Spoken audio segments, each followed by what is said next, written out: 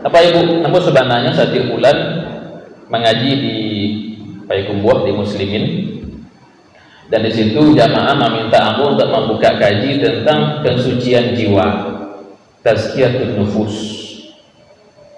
Apa ibu, kalau kita coba cari di beberapa musaji nan lakunya jadwal rutin pengajian, itu rata-rata kaji yang dibuka itu tafsir, hadis, fikih ataupun sirah nabawiyah, itu rancak kasadonyo itu ilmu. Tapi aduh nan agak terabaikan, nan agak kurang tersentuh di sebagian ustaz. Apa itu? Kaji tentang tasawuf, tentang kesucian jiwa. Aku yakin apa ibu dulu ketika masih kete-kete, masih gading-gading rancak ibu ambo, masih gagah-gagah apa-apa ambo. Dulu guru-guru kita di musajid, di surau, di musala, banyak kajinya pun nangka hati bayinya, kaji nangka dibawa pulang bisuh sama dia tu. Sehingga dulu kita tak banyak mana orang berdebat masalah bismillah tu jahar atau tak jahar. Ada dulu pak berdebat masalah itu. Kan ada dulu nah. Ada orang dulu berdebat tak mengenai apakah sumbayang itu tangannya sampai ke telinga atau ke dada saja. Enggak. Debat perhatian utama para buyawa dulu bukan kepada masalah itu, tapi masalah hati. Kok hati barasi ya? Biarlah ibadahku pas-pasan dan fardu sunnah tertunaikan jawabnya. Tak berapa sunnah dok. Tak bagai dok. Daripada ibadah banyak, hatiku muak. Gunanya. Ya sebentar apa dia baca kak. Maka dulu aku rasa Pak Ibu, aku walaupun lagi ya, tapi dengan cita-cita orang gagai ya. Tak ada dulu orang nambah tangke di mimbar mengenai ikut tak boleh, ikut bid'ah, ikut tak bid'ah. Tak ada dulu. Bukan buya-buya itu tak tahu masalah itu, mereka tahu masalah itu, tapi mereka itu tak panting untuk disampaikan masyarakat dong. Nah dibutuhkan masyarakat bukan perdebatan itu, tetapi bahwa jiwa mereka pun dibarasikan, disucikan. Kemudian apa ibu? Kalau kita meninggal dan kita bisa dibangkitkan di hari kiamat, nan kita paralukan menghadap Allah itu bukan sholat nan banyak, tahajudnya, duhanya, rawatibnya, bukan puasa nan banyak, Senin Kamisnya, puasa putihnya, Arafah dan sebagainya, bukan sedekah dan banyak, tetapi illa man atallaha biqalbin salim. Nan akan selamat di hari akhirat itu orang yang datang menghadap Allah membawa hati nan janih. Hati nan janih itu apa dia? Qalbun salim. Biarlah tak kurang-kurang sakit ibadah awak, tak barawak tak kerajukan sunnah-sunnah itu doh. Awak paling-paling hanya seminggu sekali yang Nabi SAW tahajud. Duha paling sekali sebulan. Biarlah salah mana fardunya lagi. Dia selesainya fardu-fardu wajib. Lalu hatiku berasia hendaknya. Apa ibu ada sebuah cerita merancak kita coba hayati dan kita ambil pelajaran. Dulu ada seorang raja. Raja itu adil bijaksana, dakik je masyarakat, disenangi dari rakyatnya. Suatu hari raja itu ingin membuktikan apakah inyo juga disenangi dari rakyatnya. Betul tak yang disenangi dari rakyatnya? Maka kecil raja itu akan ada satu hari di mana setiap masyarakat diberikan kesempatan memberikan hadiah terbaik kepada ambo sebagai raja. Nah, nyonya mencari saja wah kecintaan masyarakat ini ke dirinya. Dibuka sehari, silakan pikirkanlah hal terbaik yang kalian punya, agiakan kamu sebagai hadiah. Kamu terima dengan senang hati. Beliau tak butuh itu doanya raja mah. Kartu banyak, tapi hanya sebagai tanda bukti bahwa memangnya dicintai di masyarakatnya. Apa ibu itu juga sebagai tanda di kita tuh.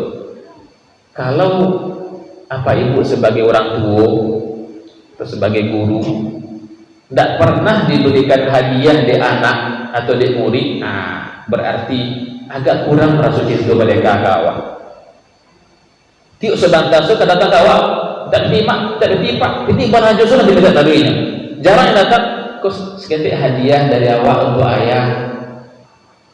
Itu kadang tuh Pak Ibu, kadang hati awak dia tuh kalau datang anak awak ke awak bukan minta fitinya, tapi bagi hadiah, walaupun hadiah sederhana saja. Dia mampu katakan karate nyubiknya menjadi mainan. Aku untuk ayah, aku untuk ibu, kan kadang hati awak dia tuh. Hadiah itu tanda wak cinta ke seseorang. Maka itu kata Nabi, tahadu tahabu, saling memberi hadiah lah, maka kalian akan saling mencintai. Nah, itu maka kita bertetangga itu Pak Ibu harus saling bagi hadiah. Tidak harus nan maha. Nah pasti ada hadiah. Lagi hadiah ke tetangga awak, ke kawan awak, sahabat awak. Hadiah itu sebagai simbol tanduk itu cinta kayaknya. Jadi datanglah hari yang ditentukan itu. Maka sang raja pun duduk di singgasananya menunggu masyarakatnya datang memberikan hadiah. Ada yang datang membawa hasil pertaniannya, yang terbaik yang punya, yang rancak koknya sebagai namanya itu tukang petani lah, petani kok sawah, petani padi, padi terbaik lagi ke Karajo tu. Ini petani buah-buahan yang terbaik lagi ke Karajo. Kok tombak lah namanya, kok apel, yang terbaik. Sebagai bukti mereka memang cinta Karajo itu. Raja terima dengan senang hati, bahagia beliau mencari masyarakatnya memberikan hadiah ya beliau. Sampai ada seorang pemuda berpikirnya, ayah kena bahagia hadiah Karajo ya. Ambo haratu tak punya, ladang pun tak menjadi. Akan dia Karajo. Sementara orang lain telah memberikan harta yang terbaik yang mereka punya, dan mereka bangga juga harta-harta itu. Dan bagiakan ami, bagiakan perak Karajo, itu bangga mereka. Akhirnya pemuda itu pikir-pikir, biarlah daripada nak ada kedai Karajo, ambil tanjulah Karajo. Datang beliau Karajo tadi. Datang menghadap sang raja, akhirnya pemuda, wahai paduka raja, hamba, maka pakai hamba dulu untuk mengicirkan diri kalau buku raja itu. Hamba sangat ingin memberikan hadiah yang terbaik untuk baginda. Tapi hamba bukan siapa-siapa. Hamba tidak punya harta. Hamba tidak punya ladang pertanian, tidak punya sawah. Tapi wahai baginda, sebagai bukti rasa cinta hamba kepada baginda, hamba hadiahkan kepada baginda ini. Aku nyo hadiahkan ke Rajo camin ketek, camin untuk Rajo Bakaco. Hamba hadiahkan kepada baginda cermin ini agar baginda bisa melihat setiap hari bagaimana gagahnya wajah baginda di cermin ini. Yang lagi hanya camin ketek saja, tapi dengan hadiah nama itu sangat gadang hati Rajo tadi, mengalahkan hadiah-hadiah yang lain. Hame perak, ame ke dipangakan itu dipakai Rajo kan lah kayu gadang. Tapi camin ku istimewa. Jo camin itu Rajo bisa mencari, oh gagah ambo rupanya mah. Tiap hari dia celiak wajahnya di cermin itu. Itulah hadiah terbaik. Bapak Ibu, kisah itu sebenarnya sebagai permisalan. Ketika nanti di hari akhirat hamba-hamba Allah datang membawa sholatnya, membawa zakatnya, membawa sedekahnya, membawa bacaan Al-Qurannya. Kita yang tidak bisa model itu, supaya kita tidak lo rancak-rancak banyak, tidak lo banyak, usahakan datang membawa camin kepada Allah. Camin awak hatiku, hati nambah resiko camin sebenarnya kok. Jo camin ikulah sebenarnya orang bisa melihat kasih sayang Allah dengan awak elok jo orang lain, jo tetangga, jo kawan-kawan, jo masyarakat, seakan-akan aku menjadi cermin untuk kebesaran Allah, untuk rahmat Allah. Apa ibu ikun harus kita perhatikan mana? Ba'a cermin punya kuku barasia. Jangan sampai bakare, jangan sampai kumuh, apalagi pacah, apalagi rata. Sama kalau kita di rumah Pak Ibu punya cermin atau punya kacu, karena dabu atau karena tanah. Awak dah langsung berasikan, mali awak bekas berasikan kok. Biasanya ada debu balik datang. Semakin banyak debu-debu itu, maka cermin itu semakin sulit diberasiakan. Deba lah bakarenya. Tapi coba ketika datang debu, lap langsung. Datang debu, lap langsung. Berhasilnya. Model itulah kira-kira hati awak. Hati awak kalau dibiarkan saja, tidak dipelok-pelok, tidak dicari-cari, kan bakari. Itulah hati nan qaswah, qasiyah, kasar. Tidak bisa menerima kebenaran. Dia kena nasihat, membalik, diinginkan, mencari. Itu hati lah payah tu. Hati penyakit namanya. Jadi apa itu? Ketika orang lain banyak mengkaji fikih, dan itu rancak, mengaji tafsir itu rancak, mengaji hadis itu rancak, kita mengaji masalah tazkiyatun nufus, mensucikan jiwa, diikut dan akan kita bawa bisuak di hari akhirat. Biarlah orang lain membawa ibadah dengan banyak yang mereka banggakan, kita membawa cari nan ketik Tuhan, hati nan salim, qalbun salim, hati yang jernih. Jadi apa ibu, iko yang abu buka kaji di Bayi Kumbuah setiap bulan,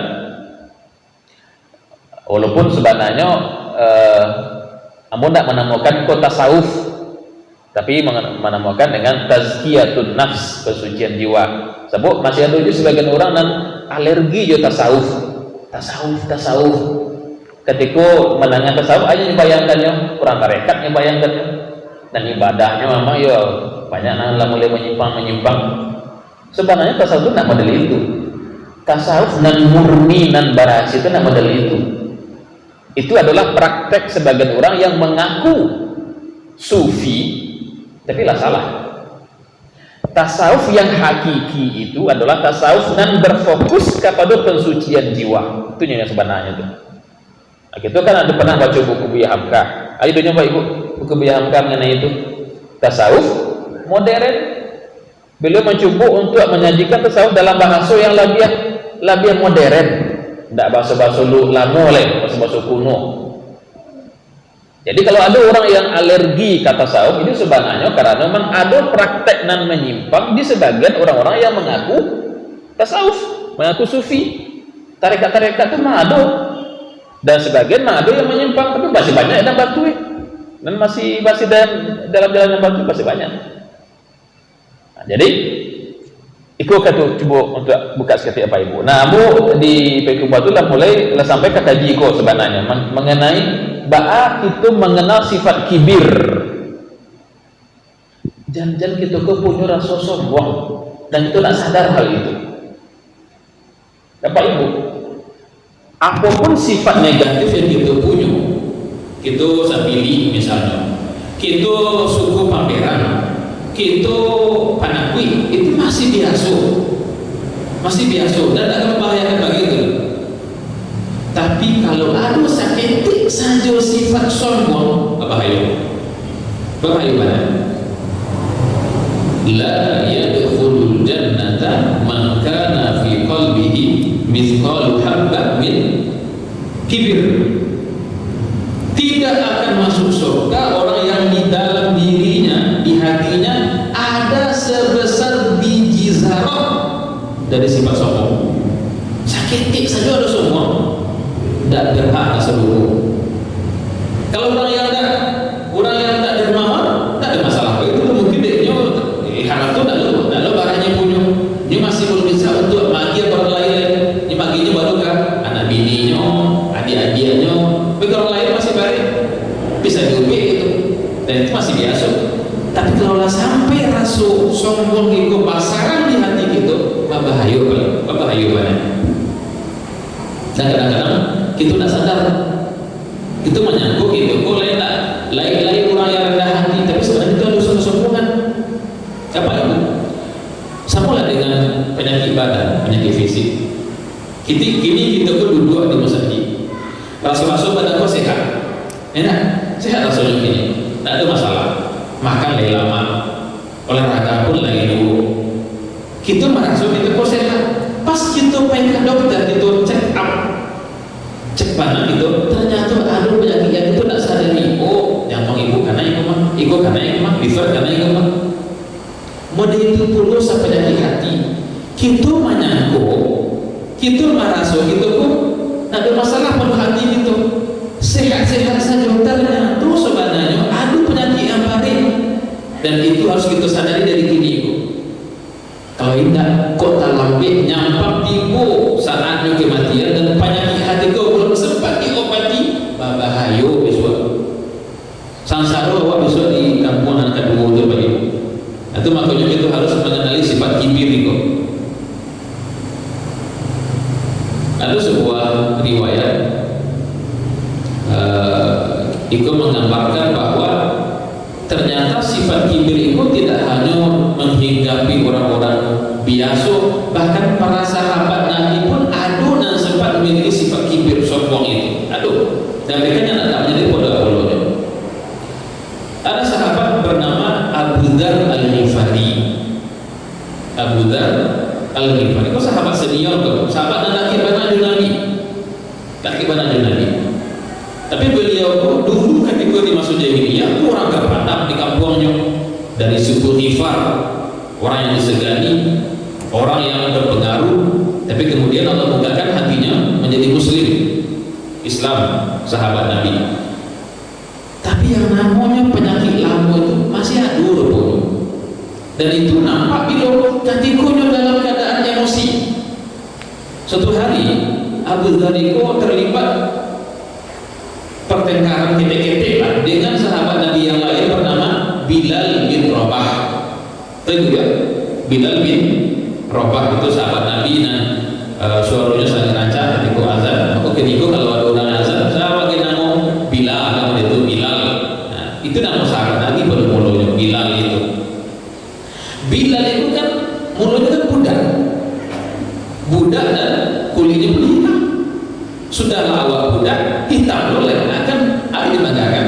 Kalau dari segi itu ya, dari segi nasab dan dari segi kulit, dari segi badan ada dibanggakan. Awak budak rendahan berarti kan kulit hitam juga. Tapi kan kemudian ketika Islam kan selalu sama rata. Nah ketika bertengkar atau katakan cekcok seketik lah antara Abu Dzar dengan Bilal, akhirnya Abu Dzar tak panjang emosinya. Dan ini merasanya lebih mulia daripada Bilal. Abu Dzar rahmat. Dulunya ketika jahiliyah orang yang dimuliakan pemuka masyarakat. Kau Bilal bin Rabah yang kamu tahu budak hitam itu. Akhirnya dia berang Abu Dzar.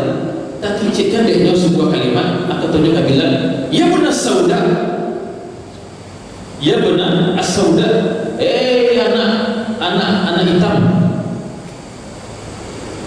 Terlontar dari mulutnya anak hitam, maka Bilal.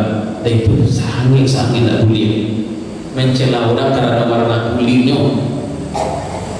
Tadanya adik Nabi Abu Dzar berang ke Bilal dengan mengatakan, ya benar sauda, wahai anak hitam.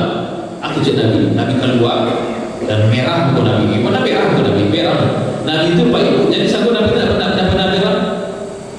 Nabi itu pernah merah dan sering merah. Tapi ketika milu akan itu. Ketika ada hal yang mau merah itu. Satu hal apa itu? Kalau kita mengkaji tentang sosok Nabi itu, satu hal yang indah dan sangat menarik adalah Nabi itu sama antara yang di dalam batinnya juga yang nampak di mukanya. Koknya merah, yang nampak merah mukanya itu.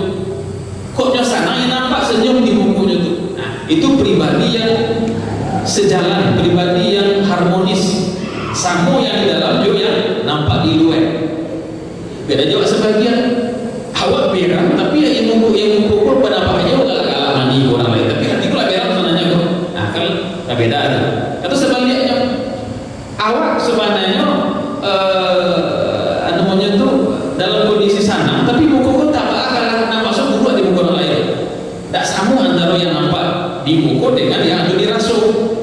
Nabi nak pada itu. Ayat dirasakan Nabi nampak di muka beliau secara jujur. Merah nampak merah muka Nabi.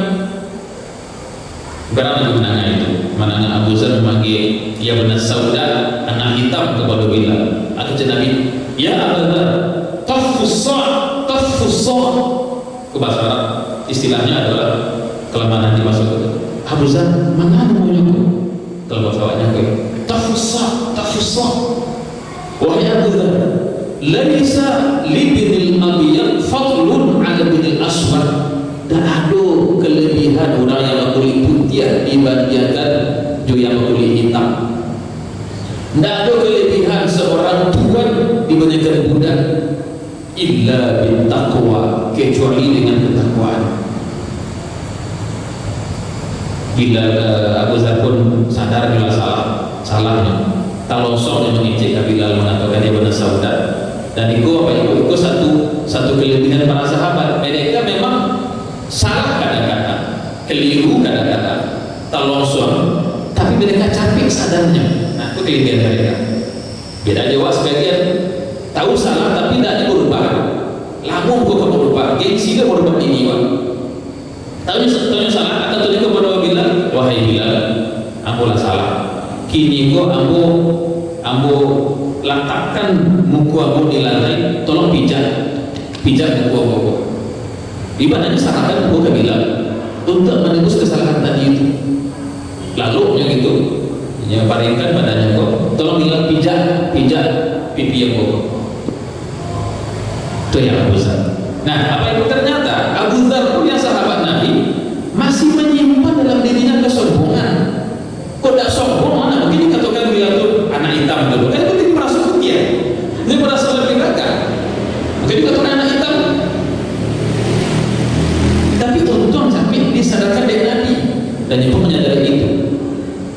Nah, apa itu? Kadang-kadang kita merasa kita pun tak ada sifat sombong dan gini kita orangnya rendah hati menurut kita, tapi akan tampak bila ketika kita dalam kondisi emosi akan nampak.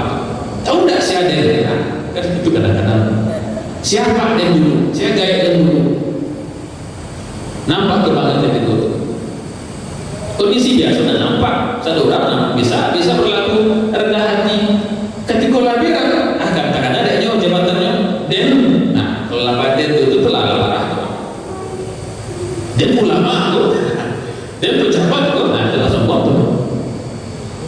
Itu baik kita harus sadari dari gini kok aduh tak tersimpan terselip agak sakit rasa sombong dalam diri itu. Kalau ada capek-capek berhasilkan, nah itu kita perlu mengenal itu sifat kibir, kita mengenalinya. Iko banyak ayat-ayat mengenai kibir, kita lanjutkan saja. Allah tidak suka orang yang sombong. Nah, itu Allah akan mencap dan mengunci hati orang yang sombong dan berlaku sewenang-wenang. Nah, itu ayat yang harusnya dihayati banyak ya para pejabat, orang-orang yang diberikan amanah, yang kadang-kadang karena diberikan posisi ini kok agak tinggi sedikit dari orang lain, nampak kadang kesombongan itu sewenang-wenang. Kok hadis-hadis mengenai al-kibir, jadi kita bacakan satu hadis. Tidak akan masuk surga orang yang di dalam dirinya ada sebesar biji sawi dari kesombongan. Masih banyak lagi kok hadis-hadisnya. Nah, nanti apa itu? Yuhsyarul jabbaruna wal mutakabbiruna yaumil qiyamati fi suwad dzar tadauhum an-nasu li hawanihim ala Allah Ta'ala. Kelak di hari kiamat orang-orang yang berlaku sewenang-wenang, bukan hanya orang yang diberikan jabatan, bahkan orang yang diberikan posisi walaupun ketek. Karena apa itu? Ada orang kok sebagian jangan alur menjadi pejabat baru menjadi ketua sebuah kelompokan, apa situ rasa bangga. Katakan komunitas organisasi ketek-ketek orang itu ketuanya nampak seperti itu. Kalau jadi pejabat itu. Jadi orang-orang yang berlaku sewenang-wenang dan orang-orang yang sombong kelak di hari kiamat dikumpulkan oleh Allah dalam bentuk mereka kok sami ketek seperti atom, ketek panah, ketik badannya, ketik dirinya itu ketik, sehingga mereka pun diinjak-injak di orang lain. Apa ada orang di ketiknya mereka kok? Apa itu? Di hari kiamat itu akan kita lihat nanti hal-hal yang tentu beda di dunia ini kok. Kadang orang pajalan di kapal ini kan itu ini ya, bisa tuh hal-hal kayak sesuatu di kapal lu pajalannya. Ada orang yang lidahnya menyuruh juru macam-macam. Nah, orang-orang yang sombong dikumpulkan di hari kiamat dalam bentuk yang sangat ketik, sehingga dipijak-pijak di orang lain. Di mereka pun tidak ada harga goleh di Allah. Dipijak-pijak di orang. Nah, itu di antara balasan orang-orang yang sombong nanti di hari kiamat. Alhamdulillah dari. Apa itu? La yanzurullahu ila rajulin yajurru izarahu batara. Allah tidak akan memandang seseorang yang memanjangkan pakaiannya atau sarungnya atau izarnya batara karena sombong. Allah enggan memandang orang yang sombong. Dia kesombongan itu, ridha Allah itu miliknya Allah. Siapa yang merampas dari Allah, Allah akan umumkan berperang dengan dia. Nah, itu hadis itu sebenarnya itu pas kita tentang masalah fikihnya. Mungkin pernah Pak Ibu memandangnya kajian atau membaca di sebagian tulisan tentang masalah isbal namanya. Isbal itu artinya memanjangkan pakaian yang di bagian bawah, kalau di kami sirawa atau sarung dipanjangkan sampai menutupi mata kaki. Nah, itu namanya isbal. Kalau pakaian atau sirawa atau sarung atau kalau kita pakai jubah bagi orang Arab itu ya, panjangnya sampai menutupi mata kaki namanya isbal. Dan isbal itu perilaku yang tidak elok, ancamannya baik. Nanti dari kiamat ada 3 kelompok orang yang tidak dipandang oleh Allah sama sekali. Di antaranya adalah al-musbil izarahu, yang memanjangkan pakaiannya sampai mata kaki melebihi itu. Nah, ini yang jadi masalah adalah apakah setiap orang yang memanjangkan sirawanya itu atau kain sarungnya itu langsung dikatakan isbal, berarti bisa dari kiamat tidak akan dicalir di Allah dosa gadang. Apa itu? Dalam memahami hadis, para ulama kita tidak hanya mencari kepada uji hadis saja. Mereka kumpulkan hadis-hadis dan senada dan samakna. Juga mencari ilahnya. Kaji ilah itu pula kaji kampus tu. Sabuknya. Di bagian itu baru aku sampai pada tubuhnya. Allah mengancam dan membenci orang-orang yang memanjangkan pakaian. Kalau hanya sekedar memanjangkan pakaian, apakah bedanya 1 cm 2 cm itu antara orang yang di mata kaki cerawanya dengan di bawah kan paling 1 cm 2 cm bedanya itu. Lepas mungkin cuma beda 2 cm itu mampu seseorang kan aku.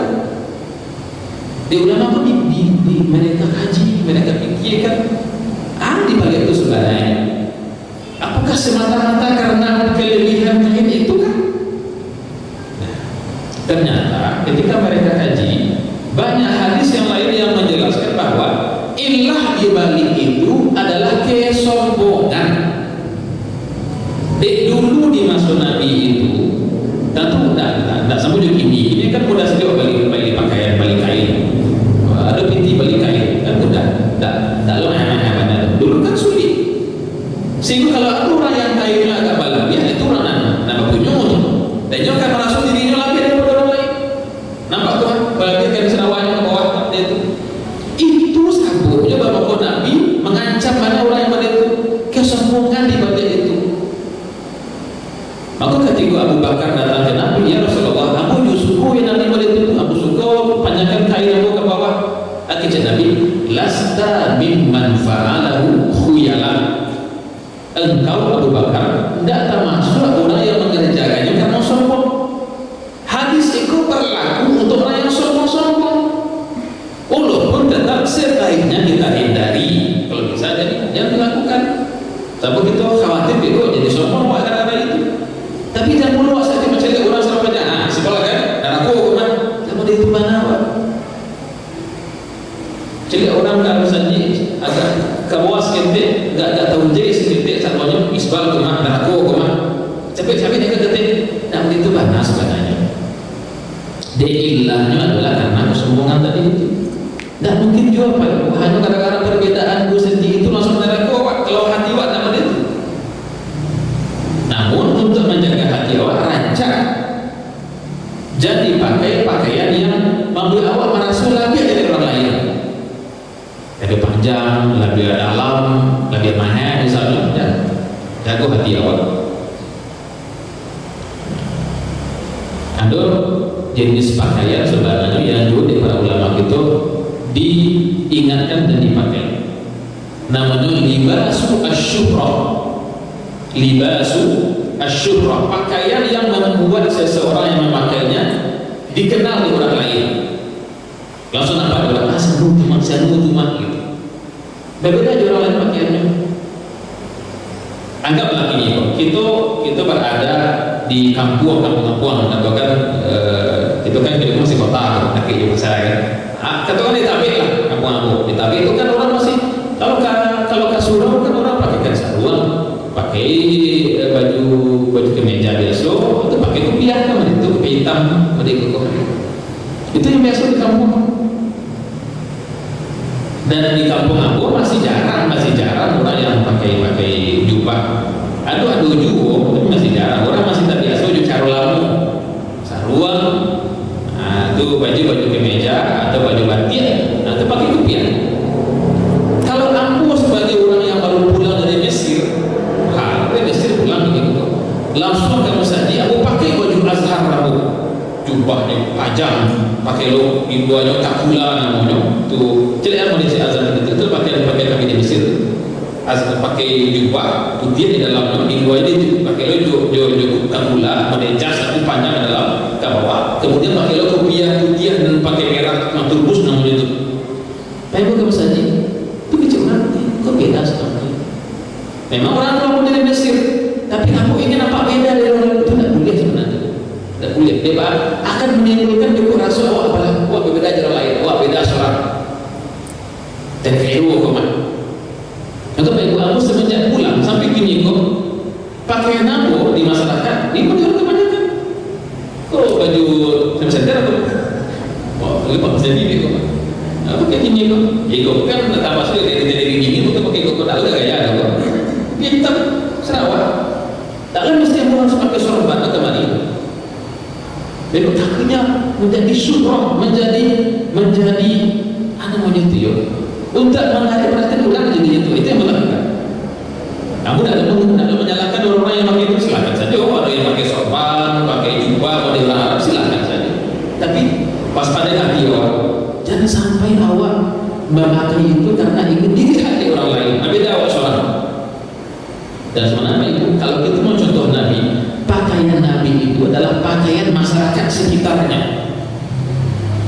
Kalau kita coba cari, bagaimana kira-kira baju Nabi di baju Abu Lahab? Sama saja baju itu juga baju Arab. Beda tak baju Nabi di baju Abu Jahal? Sama bajunya. Dia Nabi berpakaian seperti pakaian masyarakatnya. Nah jadi pun dibawa pakai Nabi karena pengawal yang orang pakai biasa. Kan beda jadinya. Cuma itu alhamdulillah lah mulai orang biasa macam itu di masjid lah banyak orang pakai jubah. Karena alhamdulillah masalah itu. Tapi kok nyampak awak di sebuah daerah yang masih terpencil ke kampung-kampung mana awak tak bisa dipasokkan mana pakai jubah itu. Tapi kalau orang lain bisa menerima, tak masalah. Nah jadi itu kembali apa itu? Masalah isbal itu ancamannya berat bukan hanya karena kelebihan sekian senti, karena di balik itu ada rasa sombong. Itu jadi masalah. La yanzurullahu ila rajulin yajurru izarahu ba'dha. Allah tidak akan memandang orang yang memanjangkan kainnya ba'dha karena sombong. Kita ada masalah. Apakah sulit potong-potong sedang itu untuk menjadi isbal itu menjadi sombong?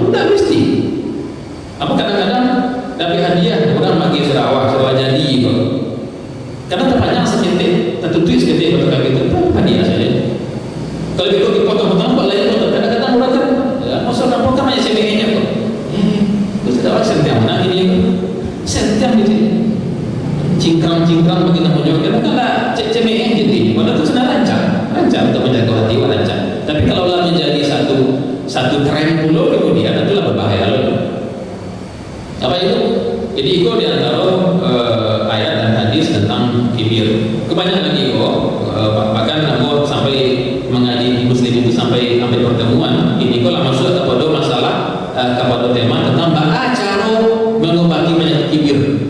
Jadi lah kita berikan pengantarnya apa kali pertemuan, ayat-ayat mengenai kibir, sombong, hadis mengenai kibir, kemudian perkataan para sahabat. Nah, itu akan masuk yang akan datang pertemuan itu di Pekubuah itu cara mengobati penyakit kibir. Nah, itu kan baru mulai ini Pak. Ini kan nanti kalau kita kaji itu kan tadi mengaji kitab dari Qasada Kriya. Itu kan hanya sekedar pengisi kajian saja insya Allah. Tapi intinya Pak Ibu, intinya rancak kita kembali mengaji masalah ba'ah memerasakan hati awak. Dan para ibadah Pak Ibu mengaji fikih dan dalam harus Bapak Ibu mengetahui ada ilmu supaya suruh dan mesti biarlah menjadi kajian para ustaz, kajian kami yang memang dia suruh kitab apa itu menjadi ilmu sudah lah, dari kami. Nah berarti apa dia amalkan kaji ini dan kaji itu amalkan rasul. Kok satu Ibu mengacaukan kami kok tuh jadi ilmu apa tangkap ini jadi harus tahu juga apa Ibu sebagai katakan pedagang, sebagai guru sudah silakan fokus di bidang itu masing-masing. Masalah agama serahkan kepada yang fokus di bidang itu. Nah, tapi tetap berikan waktu yang cukup untuk masalah hati kok. Mengenali penyakit hati, penyakit ria, penyakit hasad, penyakit tadi kok kibir, penyakit ujub, bedanya ujub dengan kibir itu kaji masalah itu. Nanti silakan saja kalau di pengurus kalau dicari menarik kaji itu bisa kita undang ustaz-ustaz dan kira cukup bagus dalam membuka masalah itu. Dan aku menggunakan kitab Yahya Ulumuddin karena Imam Al-Ghazali bagus banget kitab itu untuk mencari bahwa kita mengenali penyakit hati kita dan bahwa kita mengubahnya. Apa Ibu? Kalau jabat lagi bisa lebih. Sambil alah selesai itu Pak. Ini menjelang dilah ikut sekedar saya dulu sebagai kajian pembuka saja dulu, panggil angin dulu Pak Ibu. Nah, semoga lain kali kita bisa menyambung aja apakah nanti masalah itu ke masalah yang lain nanti insya Allah berikan kita selalu kesehatan, kesempatan untuk bertemu dalam ilmu agama ini. Ini menjelang aku turun jadi balik ke nanti kalau ada Pak Ibu kegambarannya apakah masalah kaji yang tadi kita buka ataukah masalah-masalah yang lain, masalah ibadah kah, masalah muamalah, sebisa aku akan jawab. Kok nanti nyampang ada yang balik tanya aku jadi PR.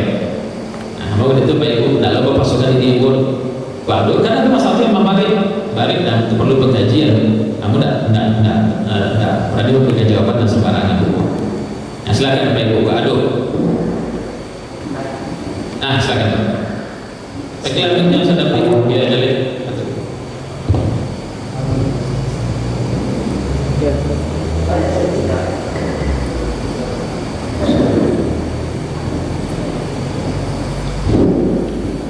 Assalamualaikum warahmatullahi wabarakatuh. Waalaikumsalam.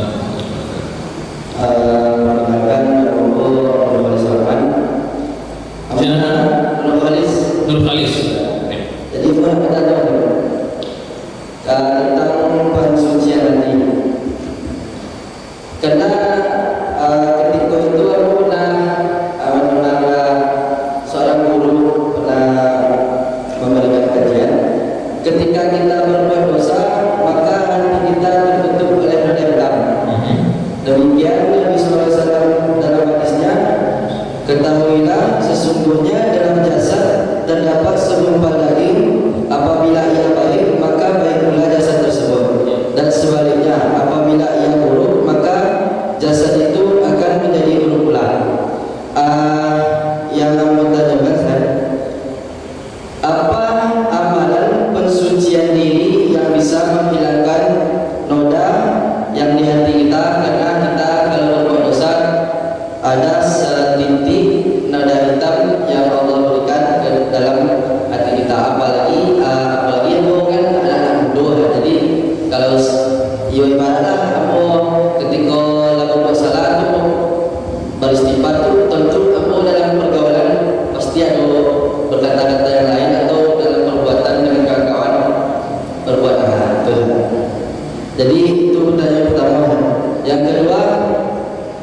tentang yang sombong tadi kan ada orang yang sombong tapi dia tak tahu dan tidak sadar kalau dia sombong. Jadi pendapat Ustaz dan bagaimana kita menyikapinya bahwasanya jangan sampai awak dengan ini renggang maupun awak dengan ini tersinggung itu. Sekian. Assalamualaikum warahmatullahi wabarakatuh. Waalaikumsalam.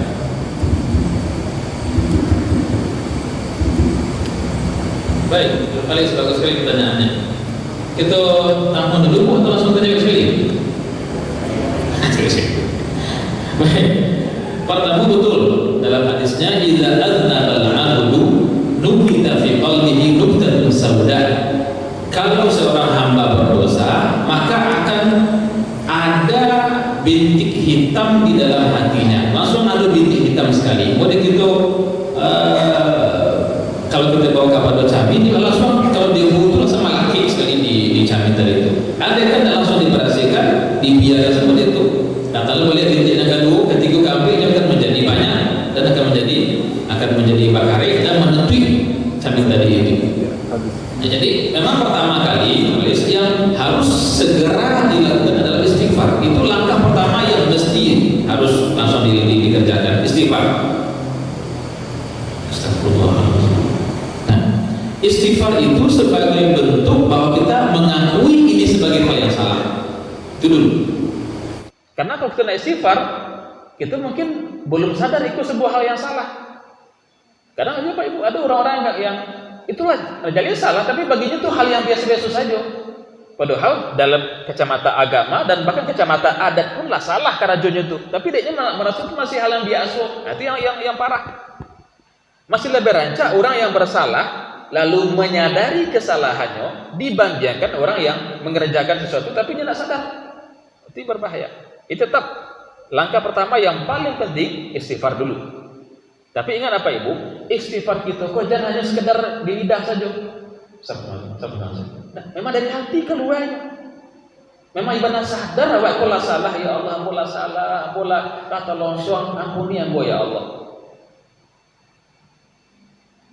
Nah, ketika itulah sadar itu sebagai hal yang salah, kita tentu tidak akan mengulangi lagi masa yang akan datang. Kan itu. Kalau kita masih mau ulang balik, tandanya istighfar kita belum tepat. Itulah kata sebagian ulama tasawuf, istighfaruna yahtaju ilal istighfar. Istighfar kita tuh kadang-kadang masih perlu kepada istighfar lagi. Dia tak sungguh-sungguh istighfar, aku masih main-main. Istighfar itu harus dari hati. Dia bukan hanya ucapan lidah saja, memang pengakuan dari diri kita bahwa kita sudah bersalah dan kita mohon ampun kepada Allah itu. Nah, setelah itu barulah kita sampaikan sebuah hadis. Ikut cara kita untuk segera menghapus dosunan Allah tolong terkerjakan itu. Atbi'is sayyi'atal hasanata tamhuha. Itu hadisnya. Kita buka hadis itu biar bisa lo nanti catat di tulis.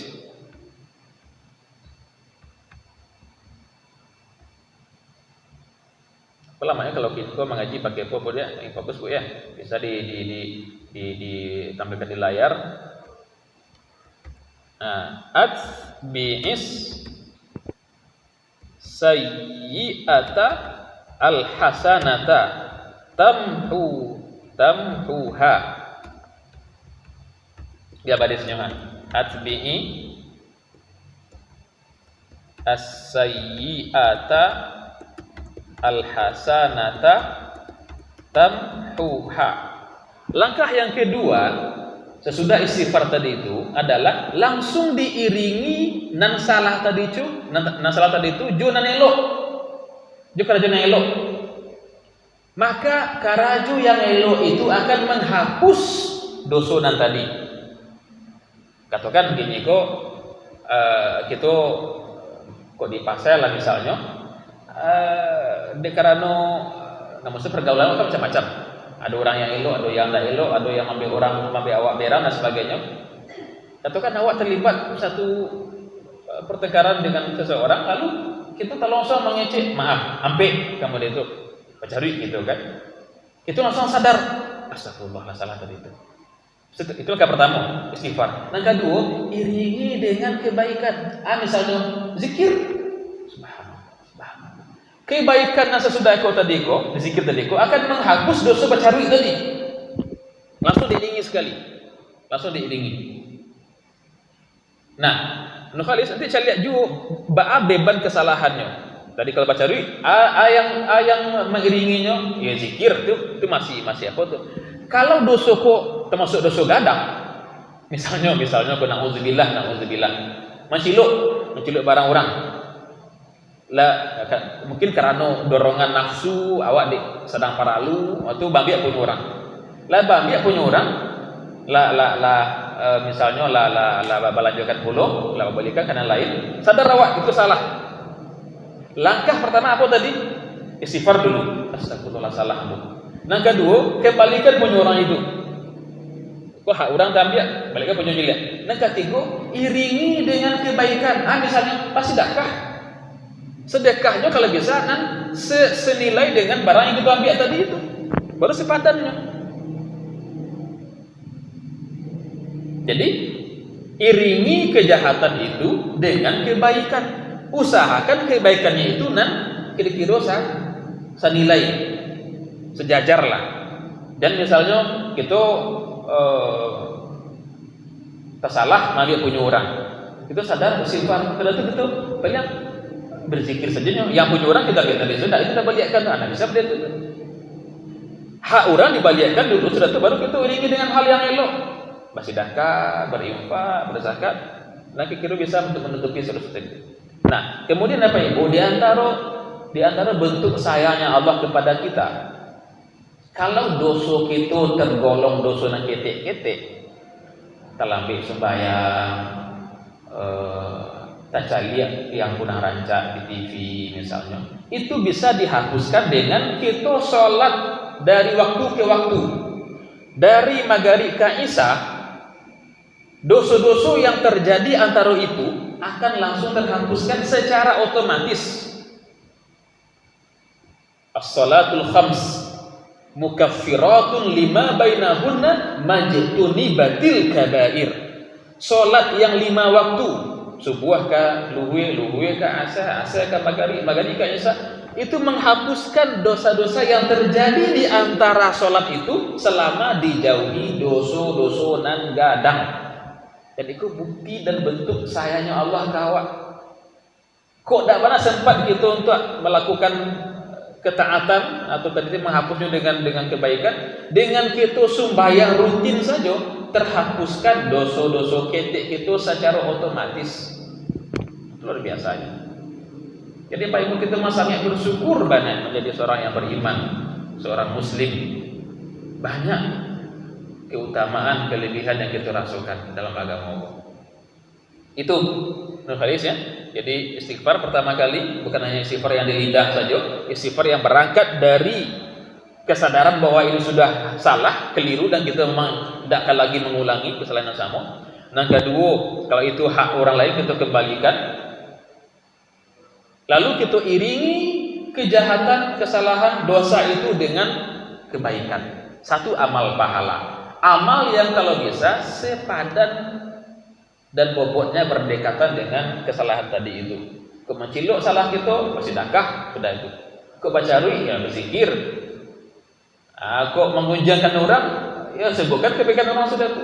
Nah, kau celaka ibu. Kita kadang-kadang karena mota-mota lama mungkin kok di lapau atau kok di kantui atau kok di sekolah, tergunjangkan orang di awal. Di lama mota, lah sudah bagunjang baru sadar lah salah tadi itu, istighfar awak. Nah sesudah itu kalau kita bisa meminta maaf kepada orang yang digunjangkan, minta maaf kayaknya. Tapi andaikan awak gengsi atau begoknya tambah berak kalau tahu yang digunjangkan, awak cukup sebutkan kebaikan ini di muka orang lain, itu sebagai padanannya. Sebutkan kebaikan beliau, kelebihan beliau. Jadi kawan sebutkan kekurangan itu.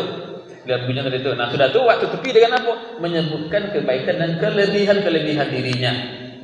Itu padanannya.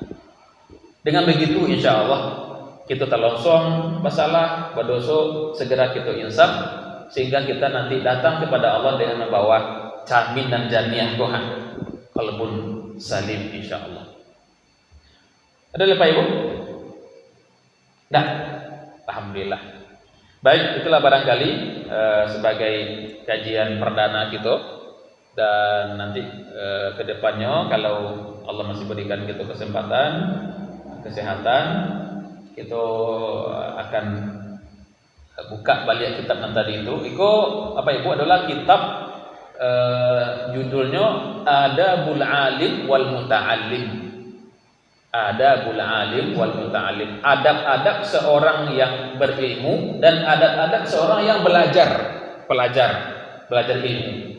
Kitab itu karangan Imam An-Nawawi rahimahullahu taala, seorang ulama besar dari Syam, Suriah, ulama Syafi'iyah.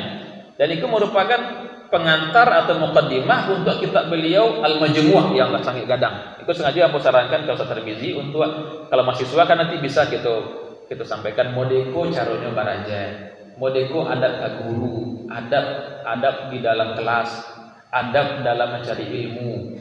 Juga kalau ada datang nanti para ustaz, para buya, kau juga langsung kalau adab seorang alim, jangan remehkan masyarakat, jangan remehkan jamaah, jangan katakan kita yang belum paham. Nah, ikut kaji dari kitab itu. Jadi itu bagus sebagai kajian perdana tentang adab etika seorang pelajar, juga etika orang yang lah tahu bandaknya menjaga ilmu biar tidak menjadi penyebab itu celaka nanti di hari kiamat. Alhamdulillah min dzalik. Baik Bapak Ibu, semoga ada manfaatnya. Banyak maaf. Subhanakallahumma bihamdik asyhadu an la ilaha illa anta astaghfiruka wa atubu ilaik. Assalamualaikum warahmatullahi wabarakatuh. Terima kasih kita ucapkan kepada Buya kita yang telah menjelaskan begitu jelas. Mungkin selama ini kita mengenai isbal itu masih ragu. Ternyata intinya sombong. Sebetulnya kalau panjang pun baju sebetulnya tidak ada jadi persoalan besar. Selama kau asal panjang, kalau asal dimulai waktu itu. Ada yang ini suruh pendek, di malu ketahuan baca. Mudah-mudahan ini tentu menjadi catatan buat kita. Bapak Ibu, alhamdulillah kitabnya sudah ditampilkan. Memang seperti yang beliau sampaikan, di awal-awal kok memang tak langsung kitab sehuwa mahum kita baca. Pahala pengulu ya. Nah, itu agak panjang kajiannya. Bapak Ibu, kita memang pengen seperti tadi itu beliau bicara terus langsung kitabnya keluar. Ya, jelas bagi kita, dan beliau sudah nyampaikan kepada kita juga Bapak Ibu. Kalau kita lo langsung mau huwa mahumnya atau fi'il fa'ilnya tentu repot jawab. Tapi hasil produk pemikiran dari beliau sebagai orang yang alim ketimbang kita, dan juga Allah berikan ilmu buat beliau, dan beliau sudah tuntut jauh sampai ke Timur Tengah, dan juga kajian kitabnya sudah sungguh luar biasa. Tadi ada terpancing kita sedikit Bapak Ibu, ada kitab Yahya Ulumuddin kalau tidak salah tadi. Maka kita tentu berharap intisari itu, inti dari kitab itu akan kita dapatkan.